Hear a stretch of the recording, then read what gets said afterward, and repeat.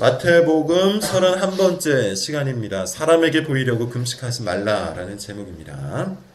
오늘은 원래 9절부터 15절까지에 있는 말씀을 보는 것이 순서상 맞죠? 근데 그 순서를 건너뛰고 16절부터 살펴보겠습니다. 9절부터 15절까지는 주기도문 강해로 다음 주부터 살펴보도록 하죠.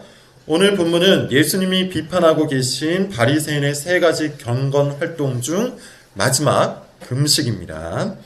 오늘까지 3번 연속해서 살펴보고 있기 때문에 지금 예수님이 뭘 말하고 있는지, 무엇을 말씀하고 싶은지 다 아실 겁니다. 예수님은 위선적인 경건 활동을 가짜라고 말씀하고 계신 거예요. 위선이 뭡니까? 본문에 의하면 사람에게 보이려고 하는 것, 그것이 위선이에요. 마음속에는 가난한 사람들을 돕고자 하는 욕구가 없어요. 기도하고 싶은 갈망도 없어요. 그럼에도 불구하고 구제를 하고 열심히 기도를 합니다. 사람에게 보이려고. 사람에게 칭찬을 받으려고. 궁극적으로는 사람들 앞에서 자기 자신을 높이기 위해 구제하고 기도하고 금식하는 것, 이것을 예수님은 가짜 신앙이라고 하시는 거예요. 위선이라고 하시는 거예요. 조금만 생각을 해보면 이 위선이라는 것이 얼마나 커다란 죄인지를 우리는 알 수 있어요. 성경은 하나님과 우리의 관계를 아주 자주, 굉장히 자주 부부 사이로 표현을 합니다. 그런 관계로 한번 생각을 해봅시다. 상냥하고 자상하기로 소문난 남편이 있어요. 사람들 앞에서 아내에게 늘 높임말을 씁니다. 인자하게 웃어주고요. 손을 잡아주고 아내에게 배려가 넘쳐요. 사람들 앞에서 그렇게 한다는 겁니다. 농담도 잘하고 장난도 잘 쳐서 누가 봐도 인꼬 부부예요. 사람들 앞에서 그렇다는 거예요. 아내를 얼마나 사랑하는지 주변 모든 사람들이 부러워하는 그런 남편입니다. 그런데 집에만 가면 완전히 달라지는 것이죠. 침대에 누워서 TV만 봅니다. 화를 벌컥벌컥 냅니다. 아내에게 무관심해요. 독재자처럼 모든 것을 자기 멋대로 해요. 그러다가도 사람들 앞에만 서면 완전히 달라지는 것이죠. 이 아내가 남편을 어떻게 생각할까요? 거짓말쟁이라고 생각하지 않을까요? 위선자라고 생각을 하겠죠. 마찬가지입니다. 평상시에는 하나님께 완전히 무관심해요. 성경 한번 펼치지 않아요. 기도하는 시간도 없어요. 하나님을 더 알기 위해 경건한 서적을 읽지도 않습니다. 인생의 중요한 선택을 제 멋대로 결정을 해요. 모든 것을 자기 멋대로 합니다. 이웃사랑과 원수사랑이라는 명령에도 콧방귀를 낍니다. 그런데 주일에 와서는 목소리를 깔고 거룩한 척 기도를 해요. 사람들을 배려하고 섬기는 척을 해요. 평상시 신앙에 대한 고민을 많이 한 것처럼 나눔을 해요. 할 바를 다 했지만 여전히 연약해서 부족한 것처럼 겸손을 가장해요. 이런 사람을 하나님께서 어떻게 생각하실까요? 거짓말쟁이라고 생각하지 않으실까요? 위선자라고 생각하시겠죠. 위선은 참 뿌린 깊은 죄입니다. 사람들이 위선을 행하는 이유는 결국 자기 자신을 높이기 위해서예요. 그런 욕망 때문이에요. 그런데 교묘하게 높이고 싶은 겁니다. 저질스럽지 않게, 품위를 잃지 않게, 세속적이지 않게, 적어도 그것들이 들키지 않도록 자기를 높이고 싶은 거예요. 그래서 선택한 것이 척하는 것이죠. 가면을 쓰는 거예요.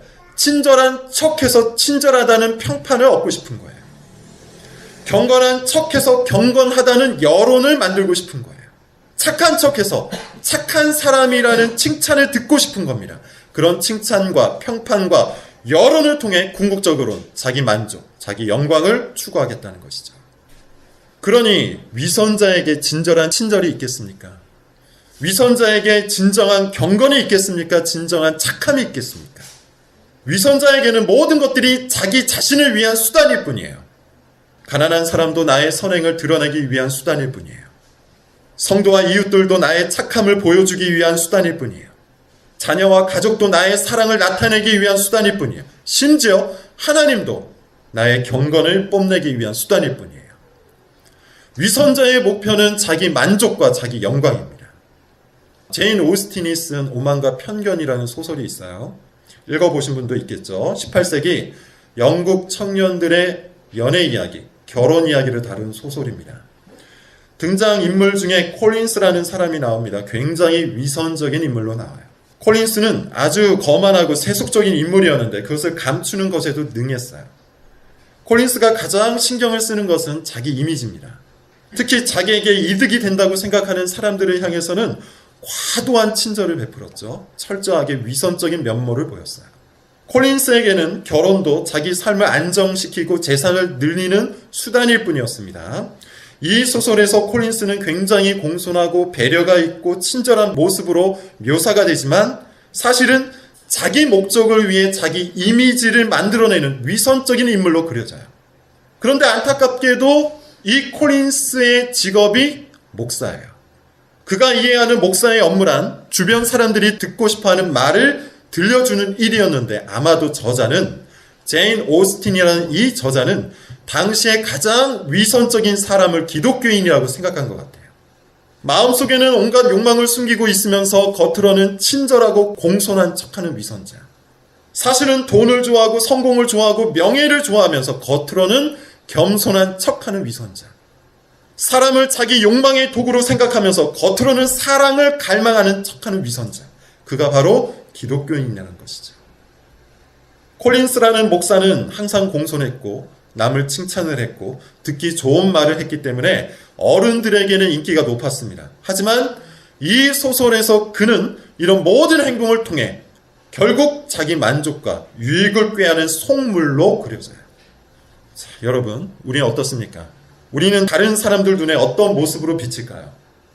진실하고 정직한 사람이라는 평가를 받습니까? 아니면 위선적이고 가식적이라는 평가를 받습니까? 진중하고 믿음이 가는 사람이라는 평가를 받습니까? 아니면 겉다르고 속다르다는 평가를 받습니까? 여러분은 무엇을 위해서 다른 사람과 관계를 맺고 있습니까? 칭찬과 평판과 여론을 만들기 위해 관계를 맺고 있습니까? 그렇다면 여러분은 위선자입니다.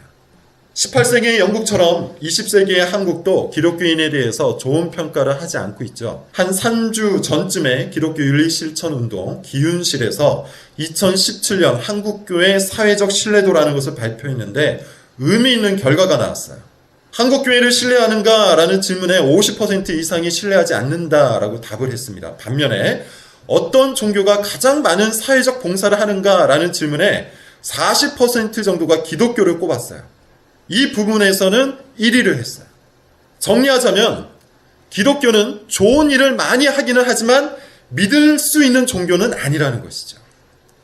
그 이유를 보면 교회는 불투명하고 정직하지 못하다는 겁니다. 다시 말해서 겉으로는 좋은 일을 하는데 속으로는 다른 생각을 한다. 부패해 있다. 이렇게 평가를 한다는 것이죠. 위선적이라는 겁니다. 이 위선이라는 죄가 얼마나 뿌리 깊고 얼마나 치명적인지 예수님은 지금 본문에서 3번 연속 이야기를 하고 계세요. 같은 말을 하고 계세요. 자, 본문입니다. 16절 한번 읽어보세요. 16절 시작. 금식할 때 너희는 외식하는 자들과 같이 슬픈 기색을 보이지 말라. 그들은 금식하는 것을 사람에게 보이려고 얼굴을 흉하게 하느니라. 내가 진실로 너희에게 이르노니 그들은 자기 상을 이미 받았다. 구제나 기도에 관해서 말씀하실 때와 비슷한 패턴이죠. 바리새인들은 금식을 했어요. 이것이 그들에게는 아주 커다란 자랑이었어요. 2가지 이야기가 있는데요. 누가복음 18장을 보면 바리새인의 기도와 세리의 기도가 나오죠. 그때 바리새인이 이렇게 기도합니다. 나는 일회에 2번씩 기도합니다. 일주일에 2번씩 기도합니다. 그리고 마태복음 9장에 가보면 바리새인이 예수님께 이렇게 물어봐요. 우리와 세례 요한의 제자들은 금식을 하는데 왜 당신과 당신의 제자들은 금식하지 않습니까? 이 2가지 본문을 통해서 볼 때 바리새인에게 금식이라는 것은 굉장히 중요한 신앙 활동이었어요. 금식한다는 것 자체가 경건을 보여주는 중요한 활동이었다는 겁니다. 그래서 그들은 금식 기간에는 슬픈 표정을 지었어요. 일부러 얼굴을 찌푸리고 다녔어요. 배고프다는 표정, 그렇지만 하나님을 위해 한다는 결연한 표정을 짓고 다녔다는 겁니다. 누가 봐도 금식한다는 것을 알 수 있도록 외모를 꾸몄다는 거예요. 어떻게 보면 굉장히 우스운 이야기죠. 자기가 금식한다는 것을 알리고 싶어서 흉한 표정을 짓고 다닌다는 거 얼마나 유치합니까? 그런데 사람은 누구나 이런 본성을 가지고 있어요. 자기의 성취, 자기의 실력, 자기의 업적을 자랑하고 싶어 한다는 겁니다. 그런 본성이 사람의 마음속에 내재되어 있다는 거예요. 부끄럽지만 목사님들 사이에도 이런 일은 많아요. 예전에 청년 사역자 모임에 참여한 적이 있습니다. 어떤 목사님이 계속해서 청년부 숫자를 묻고 다니셨어요. 청년부가 몇 명 정도 되시나요? 아, 그렇군요. 말투는 굉장히 공손했습니다. 그렇지만 뭔가 마음이 불편하더라고요. 그래서 제가 한번 물어봤습니다. 몇 명 정도 되십니까? 아니나 다를까 본인이 청년부를 어떻게 부흥시켰는지 30분에 걸쳐서 말씀하시더라고요. 자기 자랑을 하고 싶은데 처음부터 대놓고 하면 너무 속물처럼 보이니까 괜히 다른 분에게 이런저런 질문을 한 거죠. 분위기를 몰아간 거예요. 이런 일은 사실 굉장히 많습니다. 금식 기도를 했다, 단기 선교를 갔다 왔다, 전도를 했다, 성령 체험을 했다, 가난한 사람을 도왔다, 친절하고 공손했다, 좋은 대학을 나왔다, 좋은 직장을 다닌다, 심지어 나는 실력이 있는데 겸손하다. 이런 것을 드러내고 싶은데 아무래도 본격적으로 드러내기에는 좀 꺼려지는 것이죠. 그래서 다른 말을 하면서 점점 자기가 원하는 방향으로, 원하는 분위기로 만들어가는 사람들이 많아요. 흉한 표정을 지어서 금식한다는 것을 알리는 것과 다를 바가 없습니다. 이런 예는요, 한도 끝도 없이 많습니다. 요즘에는 특별히 SNS가 그렇죠. 제가 가장 이해가 안 되는 것 중에 하나가 자기 SNS에 읽은 책도 아니고 읽을 책을 올리는 사람들이 있어요. 나는 이런 신학서적을 샀다. 앞으로 언제까지 읽을 예정이다. 이런 것을 왜 올리는 걸까요? 내가 어떤 일을 했는지, 어떤 생각을 했는지, 어떤 사람과 만나는지, 어떤 책을 읽었는지 이런 것들을 SNS에 올리는 근본적인 이유는 자기를 보여주고 싶은 욕망 때문이죠. 하지만 자칫하면 이런 것들이 나를 높이는 수단이 될 수 있어요. 그러므로 성도는 참으로 자기 자신을 잘 절제해야 하는데 자기를 보여주는 모든 행위에 있어서 항상 신중해야 돼요. 다른 사람이 시험에 들지 않도록, 혹시라도 자기를 높이고자 하는 욕망이 스며들지 않도록, 교묘하고 은근하게 자기 실력을 뽐내지 않도록 우리의 말과 글과 행동을 절제해야 한다는 거예요. 가능하면 감추는 것이 좋습니다. 제 말이 아닙니다. 예수님께서 이렇게 말씀하세요. 17절이에요. 같이 읽어볼게요. 시작. 너는 금식할 때 머리에 기름을 바르고 얼굴을 씻으라. 이 말의 의미는 금식하는 사람처럼 보이지 말라는 것이죠. 금식을 하면 어떻습니까? 배가 고파서 인상이 찌푸려지겠죠. 얼굴에 핏기가 사라지고 볼이 쏙 들어갈 거예요. 이것이 자연스러운 거예요. 그런데 예수님은 그런 자연스러운 표정마저도 어떻게 하랍니까? 감추라고 하세요. 자연스럽게 드러나는 외모, 자연스럽게 보여지는 표정, 자연스럽게 드러나는 행동까지도 숨기라고 하세요. 머리에 기름을 바르고 얼굴을 씻으라. 왜 그렇습니까? 왜 이렇게까지 하라고 하시죠? 18절을 읽어볼게요. 자, 시작. 이는 금식하는 자로 사람에게 보이지 않고 오직 은밀한 중에 계신 내 아버지께 보이게 하려 하니라. 은밀한 중에 보시는 내 아버지께서 우리의 위선적인 욕구를 경계하시는 겁니다. 금식하는 자로 사람에게 보이지 않고, 예수님은 우리가 금식하는 자로 사람에게 보이는 것 자체에 대해서 부정적이세요. 물론 절대로 들켜서는 안 된다, 들키는 순간 위선이다, 이런 말씀을 하고 계신 것이 아닙니다. 우리가 가지고 있는 위선적인 욕망이 얼마나 치명적이고 얼마나 교묘한지 알리시는 거예요. 그런 의도로 시작하지 않아도 사람들에게 알려지고 사람들이 인정해주고 사람들에게 칭찬과 평판을 받기 시작하면 그것에 빠져들 수밖에 없는 우리의 연약한 본성을 걱정하시는 거예요. 제가 목사면서 목사의 나쁜 예를 자꾸 들어서 다른 목사님들께 죄송하긴 하지만 종교적 위선의 절정에는 목사가 있기 때문에 한 가지만 더 말씀을 드려보죠. 우리는 종종 젊은 시절에 정말 신실하고 탁월했던 목사님이 나이가 들면서 안 좋게 변해가는 것을 볼 때가 있어요. 누군지 정확히 말하지 않아도 생각나는 분들이 꽤 있을 겁니다. 저는 목사이기 때문에 그런 분들을 보면서 왜 저렇게 변할까? 나도 혹시 저렇게 변하면 어쩌지? 라는 고민을 해요. 그러면서 주목을 하게 된 것이 인기라는 겁니다. 목사가 되면 자연스럽게 평가를 받아요. 나쁘다는 말이 아닙니다. 어느 정도의 평가는 어쩔 수 없는 거예요. 어찌되었든 좋은 평가를 받든지 나쁜 평가를 받든지 해요. 좋은 평가는 곧 인기죠. 인기가 됩니다. 어떤 목사가 설교를 참 잘하더라. 어떤 목사가 학식이 깊더라. 어떤 목사가 인품이 뛰어나더라. 어떤 목사가 부흥을 일으켰더라. 이런 식의 평가를 받는다는 겁니다. 그런데 이 높은 평가가, 이 높은 인기가 독이 되어서 찾아올 수 있다는 거예요. 그 맛에 취할 수 있다는 거예요. 그 평가를 자기 정체성으로 삼을 수 있다는 겁니다. 높은 인기를 자기 정체성, 자기 권위로 삼아버리는 순간 그 목사는 변질됩니다.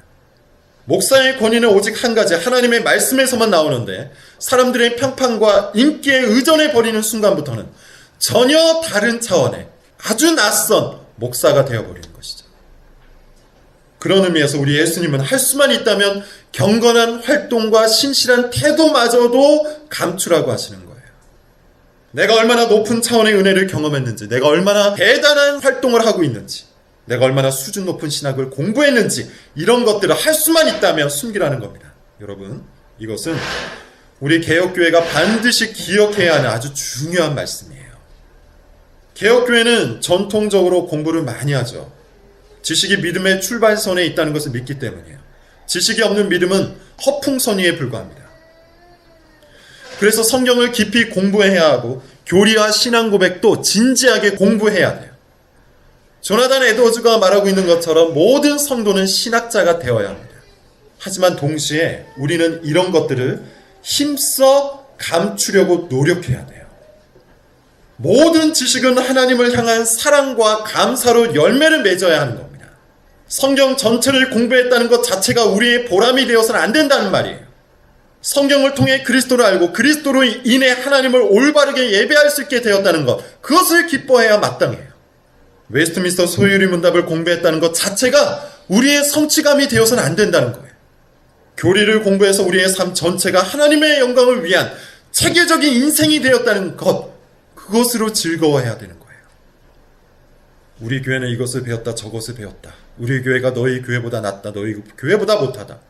이런 것이 아니라 우리가 배운 모든 지식들이 그리스도를 높이고 교회를 세우는 일에 사용되어야 한다는 겁니다.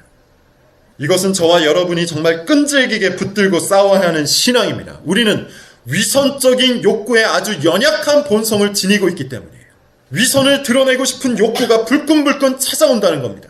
사람에게 보이고 싶어하고 사람에게 칭찬과 평판을 얻고 싶어하고 궁극적으로는 내가 너보다 낫다는 것을 은근히 자랑하고 싶은 위선적인 욕구, 예수님이 가장 싫어하셨던 그 욕구, 이것을 놓고 싸워야 한다는 거예요. 자, 이제 한 가지만 더 살펴보고 설교를 마치도록 하죠. 다시 16절을 보세요. 16절 앞부분을 보면 금식할 때라고 합니다. 무슨 뜻일까요? 진문을 바꿔보면 예수님은 금식을 긍정하실까요? 부정하실까요? 적어도 이 문맥에서 보면 예수님은 금식을 긍정하고 계시죠. 금식을 해라, 하지 말아라, 이것을 말하기 전에 이미 금식을 전제하고 계세요. 금식할 때. 이것은 앞서 말한 두 가지 경건 활동에서 말씀하신 것과 같죠. 2절 구제할 때, 5절 기도할 때. 2절과 5절에서 예수님은 구제와 기도를 부정하고 계시지 않아요. 당연히 해야 하는 것으로 전제하고 계세요. 그렇다면 금식도 같은 맥락에서 봐야 하는 것이 맞습니다. 문맥적으로 전혀 다른 것이 없잖아요. 예수님은 위선적인 구제와 기도를 경계하시기는 하셨지만 구제와 기도가 꼭 필요한 것임도 전제하고 계세요. 마찬가지로 위선적인 금식은 경계하시지만 금식이 가지고 있는 경건의 유익은 부정하지 않으세요. 금식은 유익합니다. 금식이 무엇인지는 오늘 우리 본문에서는 그다지 중요한 내용이 아니고 9장에서 다시 금식에 관한 내용이 나오기 때문에 오늘 금식에 관해서 자세한 설명을 하지 않겠습니다. 다만 금식에 관한 두 가지 오해, 그리고 성경이 말하는 금식이 무엇인지를 간략하게만 살펴보고 마치도록 하죠. 첫째, 오늘날 많은 사람들이 금식은 폐지되었다고 생각하는데 이것은 극단적 오해예요. 구약은 그렇다 치고 신약만 보더라도 금식에 관한 이야기가 상당히 많이 나옵니다. 특히 사도행전에 많이 나오는데 13장을 보면 안디옥 교회가 바울과 바나바를 파송하면서 금식을 했다고 해요. 그리고 14장을 보면 장로들을 안수하기 전에 교회가 같이 금식을 했다고 해요. 교회사 속에도 금식에 관한 교훈은 많이 나옵니다. 초대교회 교보들은 늘 금식을 했고 종교개혁자들도 금식에 관해서 가르쳤어요. 대표적으로 어거스틴은 이런 말을 합니다. 복음서와 서신서 등 우리를 교훈하고자 주신 신약성경 전체가 금식을 명하고 있다. 루터도 금식에 관해서 이렇게 말합니다. 몸을 다스리고 절제하기 위해 자주 금식하는 것은 옳은 일이다. 배부른 몸은 설교에도 기도에도 연구에도 어떤 선행에도 도움이 되지 않는다. 조나단 에드워즈는 은밀한 기도와 마찬가지로 은밀한 금식도 우리 구주께서 제자들에게 권하신 것이며 그리스도인이라면 누구나 자주 행해야 할 의무이다. 이렇게 말합니다. 결정적으로 웨스트민스터 예배 모범을 보면 11장에서 어떤 특별한 일이 있을 때 공적인 금식을 하라고 권해요. 웨스트민스터 예배 모범 11장 마지막 부분은 이렇게 말합니다. 교회가 명령하는 엄숙하고 보편적인 금식 외에도 하나님의 섭리가 당국자들에게 특별한 이유를 주실 때 회중들은 금식일을 지킬 수 있다. 또한 가족끼리도 그렇게 해야 한다. 한마디로 금식은 폐지되지 않았고 오히려 경건한 사람들을 위해 더욱 권면해야만 하는 신앙 활동이라는 거예요. 그럼에도 불구하고 요즘 대다수의 성도들은 금식을 멸시하죠. 금식에 무관심해요. 안 해도 된다고 생각하고 안 하는 것이 더 좋은 것이라고 믿어요. 전혀 성경적인 근거가 없습니다. 금식을 멸시하는 이유는 음식을 탐하는 시대 문화가 한몫을 하고 있어요. 먹어야 한다. 더 잘 먹어야 한다. 더 맛있게 먹어야 한다. 더 다양하게 먹어야 한다. 이것이 우리 시대가 뿌려놓은 음식에 관한 생각이에요.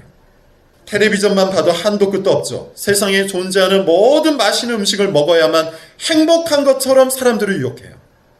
맛없게 먹는 것은 불행한 일이고 다양한 음식을 먹지 못하는 것은 불쌍한 인생인 것처럼 선전한다는 거예요. 식욕은 절제하지 않아도 되는 욕망처럼 꼬드깁니다. 하지만 생각을 해보세요. 절제하지 않아도 되는 욕망이 있던가요? 성욕도 절제해야 되죠. 탐욕도 절제해야 돼요. 심지어 수면 욕구도 절제해야 돼요. 그런데 왜 굳이 식욕은 절제하지 않아도 된다고 생각합니까? 금식을 잃어버린 세대는 욕망에 굴복하는 세대가 돼요. 금식은 성경이 명령하고 교회사가 증거하는 유익한 경건 활동이에요. 둘째, 금식에 관한 또 다른 극단적 오해는 금식이 하나님의 마음을 조정할 수 있는 수단이 된다는 생각이에요. 우리나라에는 금식 기도원이 참 많죠. 다 그런 것은 아니지만 금식 기도원에서 하는 말을 들어보면 금식 기도가 마치 자동 판매기 같아요. 금식 기도만 하면 하나님이 어쩔 수 없이 기도를 들어주셔야 하는 것처럼 말한다는 것이죠. 일주일 금식 기도를 했는데 응답이 안 되면 새 일주일 금식 기도를 하라고요. 새 일에 금식 기도를 했는데도 아무런 응답이 없으면 이제 40일 금식 기도를 해야 한다고 해요. 40일까지만 가면 거의 대부분 하나님이 응답해 주신다고 선전합니다. 그런데 이것은 거짓말입니다. 쥐어짜는 기도에 하나님께서 응답하실 아무런 의무가 없는 것처럼 고통스러운 금식에도 하나님은 응답하실 의무가 없어요. 금식 기도를 통해 원하는 것을 얻어낼 수 있다고 믿는 것은 전혀 성경적이지 않습니다. 자, 셋째, 그렇다면 왜 금식을 해야 하는 걸까요? 금식의 목표가 뭘까요? 칼빈의 견해를 빌려서 한번 살펴보죠. 이렇게 말합니다. 칼빈의 말이에요. 거룩하고 적법한 금식에는 세 가지 목표가 있다. 하나는 육신이 제 멋대로 굴지 않도록 육신을 다스리고 약화시키기 위해서다. 또 하나는 기도와 거룩한 묵상에 더 잘 준비되기 위해서다. 마지막으로 하나님께 죄를 자백할 때 그분 앞에서 자신을 낮추기 위해서다. 어떻습니까? 칼빈은 금식을 자판기로 여기지 않죠. 금식한다고 뭔가 내가 원하는 것을 마음껏 얻을 수 있다고 말하지 않아요. 또한 칼빈은 금식 자체를 부정하지도 않죠. 오히려 금식에는 충분한 유익이 있다고 말해요. 세 가지를 말했지만 제가 한마디로 정리할 수 있어요. 금식은 경건을 위한 보조수단이다. 금식 자체는 경건이 아닙니다. 하지만 금식은 우리의 경건을 도와줍니다. 욕망대로 살고 싶어하는 우리의 육체를 제어하도록 도와줘요. 육신의 힘을 끊어서 하나님께 더 잘 매달리도록 도와줘요. 욕망에서 벗어나서 자신이 어떠한 모습인지를 발견할 수 있도록 도와줘요. 금식은 우리의 욕망을 제어하고 기도를 도와주고 마음이 겸손하도록 도와주는 유익한 수단입니다. 금식은 오늘날에도 적극적으로 사용해야 할 신앙 활동이라는 거예요. 자, 이제 말씀 맺겠습니다. 구제해야 합니다. 가난하고 연약한 사람들을 절대로 외면해서는 안 돼요. 특히 우리 주변부터 챙겨야 돼요. 저 멀리 있는 사람이 아니라 먼저 내 가족 중에, 우리 성도 중에 도움이 필요한 사람을 발견해서 도와줘야 돼요. 구제는 성도가 구원받았음을 보여주는 신앙의 열매입니다.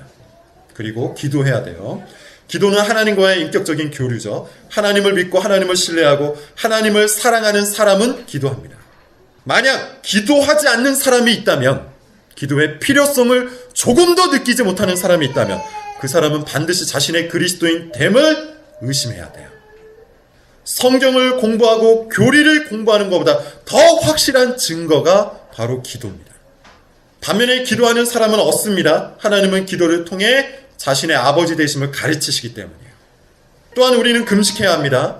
금식은 좋은 것보다 더 좋은 것이 무엇인지를 발견하도록 도와주는 경건의 수단이에요. 금식은 우리의 삶이 얼마나 욕망의 범벅이 되었는지를 가르쳐줍니다. 금식은 우리가 얼마나 기도를 싫어하고 얼마나 교만한지도 알려줘요. 믿음의 선배들은 금식을 통해서 자기 몸을 쳐서 하나님 말씀에 복종하도록 했어요. 금식은 유익합니다. 하지만 구제와 기도와 금식 자체는 우리의 의로움이 아니에요. 우리의 정체성이 아니에요.